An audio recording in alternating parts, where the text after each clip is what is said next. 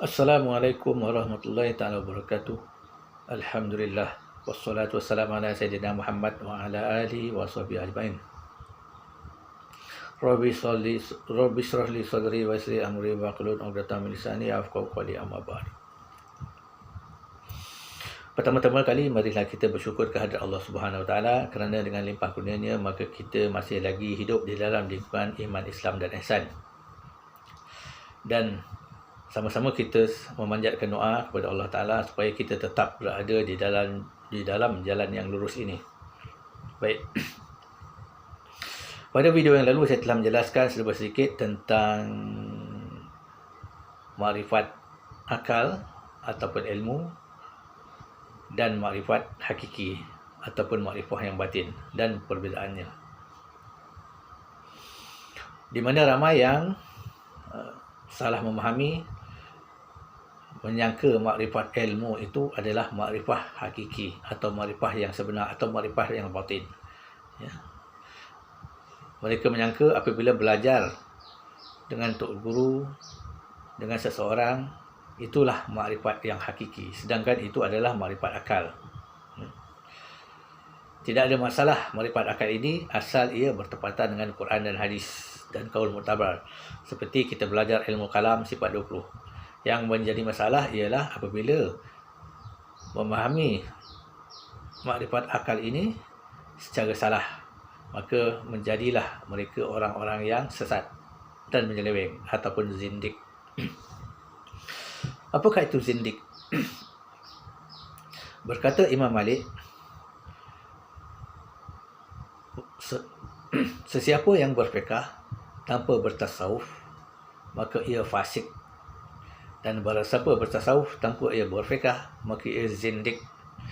Ya, dengan arti kata yang lain, sesiapa yang menjalani syariat tetapi tidak mempedulikan tentang hakikat syariat itu, ia adalah fasik.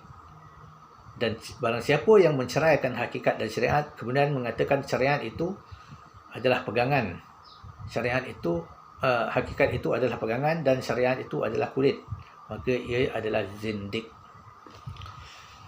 Zindik ini maksudnya penyeleweng agama. Ya. Ia menyelewengkan maksud-maksud agama hingga bercanggah daripada apa yang disebut dalam Al-Quran menurut tafsir ataupun pegangan qaul mu'tabar, ya, yang disepakati secara ijma', ya, secara kesepakatan umum. Ya. Inilah zindik. Ayat-ayat Al-Quran diselewengkan, maksud-maksud tauhid diselewengkan, ya, mengikut tafsiran akal mereka semata-mata yang mereka katakan sebagai logik. Zindik ini telah wujud di zaman awal-awal Islam selepas 3 kurun yang terbaik. Ya. Ia bermula daripada Syiah Ismailiyah, ya, yang mendewa-dewakan Sayyidina Ali. Bahkan mereka mengatakan Jibril tersalah dalam membawa wahyu. Mereka mengatakan sepatutnya wahyu itu Allah Ta'ala ingin sampaikan kepada Nabi Muhammad, tetapi Jibril tersalah menghantar kepada Nabi. Ya. Oleh kerana mereka mendewa-dewakan Sayyidina Ali, mereka mencipta perkataan-perkataan yang mereka nisbahkan sebagai hadis. Ya. Dalam ilmu mustalah hadis diistilahkan sebagai hadis palsu. Ya. Mereka mengatakan bahawa roh Sayyidina Ali itu berpindah kepada setiap imam, ya, yang mereka percaya, iaitu imam 12.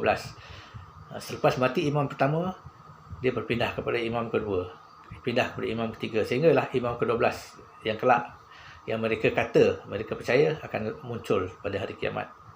Ya. Inilah zindik. Ya. Ciri-ciri ini beredar terus pada setiap zaman sehinggalah zaman ini. Baik. Apakah contoh-contoh zindik? Ya. Contoh zindik seperti mereka mengatakan Nabi Muhammad itu Tuhan. Mereka mengatakan bahawa zat, yakni Allah Ta'ala, zat Allah Ta'ala itu tak ada. Yang ada adalah Nabi Muhammad. Dan Nabi Muhammad itulah Tuhan. Ya. Mereka mengambil satu sahaja ayat Quran, ya, dan meninggalkan yang lain. Mereka mengambil satu ayat yang Nabi Muhammad berkata, innani anallahu la ilaha illa ana. Ya. Mereka ini mengatakan Nabi Muhammad mengaku dia Tuhan. Sebab Nabi Muhammad berkata, sesungguhnya aku tiada Tuhan melainkan aku. Mereka mengatakan ini bukan kalam Allah, ini kalam Muhammad. Kerana kalam Allah itu tidak berhuruf, tidak bersuara. Ya. Maka Quran itu adalah kalam Muhammad. Maka Allah Ta'ala, Nabi Muhammad berkata, sesungguhnya aku tiada Tuhan melainkan aku. Mereka ini mengatakan, beriktikad bahawa Nabi Muhammad itu Tuhan. Mereka memfitnah Nabi Muhammad mengaku Tuhan. Fitnah yang paling besar, paling terlaknat di atas muka bumi ini. Sedangkan syaitan iblis itu pun tidak mengaku Nabi Muhammad itu Tuhan. Syaitan iblis mengaku Allah Ta'ala itu Tuhan. Cuma syaitan iblis itu engkar kepada perintah Tuhan.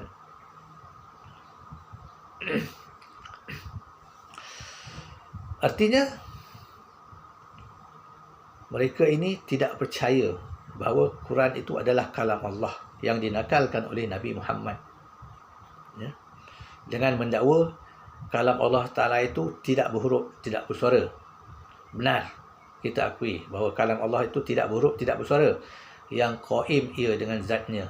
Ya. Qaim ia dengan zatnya. Apakah apabila Allah Ta'ala ingin, mahu menurunkan wahyu, Allah Ta'ala mencipta kalamnya itu sebagai berhuruf dan bersuara, ya, yang sesuai dengan fitrah manusia yang Allah Ta'ala sendiri ciptakan. Dia mencipta manusia dengan berhuruf, dengan bersuara. Maka dia berkuasa mencipta kalamnya menjadi berhuruf dan bersuara. Dan itulah yang dinakalkan oleh Nabi Muhammad. Ini yang diselewengkan oleh mereka-mereka yang mengaku ahli marifat, tetapi mereka adalah kaum zindik, yang ini menyelewengkan agama. Ya. Mereka ini mengambil satu potong ayat Quran, innani anallahu la ilaha illa ana, tetapi mereka meninggal ayat Quran yang lain yang mengatakan Nabi Muhammad menyembah Allah. Banyak ayat Quran mengatakan Nabi Muhammad menyeru kita untuk menyembah Allah. Bahkan baginda juga menyembah Allah. Boleh semak dalam Al-Quran. Ya? Boleh semak. Mereka menolak ayat yang lain dan mengambil satu ayat yang lain untuk memuaskan hawa nafsu mereka. Ya? Menyelewengkan ayat-ayat Al-Quran. Dan lagi, mereka mengatakan Allah Ta'ala itu hanya nama semata-mata, bukan zat. Ya. Mereka mengatakan tidak ada dalam Al-Quran dan tidak ada ulama yang bercerita tentang zat. Ya. Mereka menyelewengkan maksud hadis Nabi yang mengatakan fikirkan olehmu akan ciptaan Allah, jangan kamu fikirkan tentang zat Allah. Diselewengkan. Sedangkan yang kita faham, yang kita tahu, muktabar, ijma' muktabar mengatakan bahawa Allah itu nama bagi zat. Mustahil ada nama tanpa adanya zat, kerana nama itu berdiri ia di atas zat, bersandar pada sifat kudrah.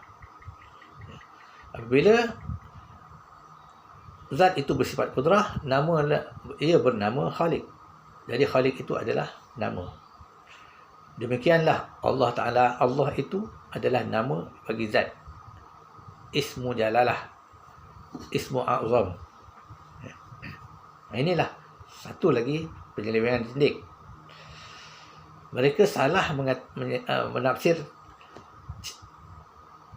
hadis Nabi yang mengatakan fikirkan olehmu akan ciptaan Allah. Di situ saja dia salah. Ya. Kerana yang mencipta adalah zat. Contoh diri kita. Yang berbuat adalah tubuh. Ya. Bukan yang berbuat itu Ahmad. Ahmad itu nama bagi tubuh. Di situ saja mereka telah salah. Ya. Kerana Nabi mengatakan fikirkan olehmu akan ciptaan Allah. Maknanya zat itu mencipta, bukan nama. Ya, mustahil nama boleh mencipta. Bolehkah Ahmad mencipta? Tak boleh. Ya, melainkan tubuh Ahmad yang mencipta. Itu kias mudah faham. Dan Nabi mengatakan, jangan kamu fikir akan zat Allah. Nabi menyebut zat, bermakna zat itu ada. Ya.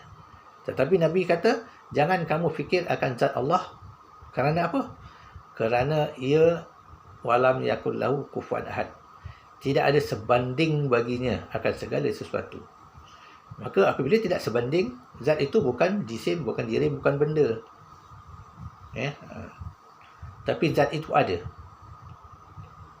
Ya, zat itu ada. Kerana Nabi tidak pernah berkata, jangan kamu fikir zat Allah, kerana zat itu tidak ada. Nabi tidak pernah berkata begitu.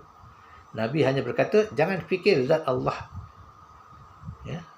Dinakal oleh Nabi akan kalam Allah, walam yakun lahu kufuwan ahad, kerana ia tidak sebanding dengan sesuatu. Ya.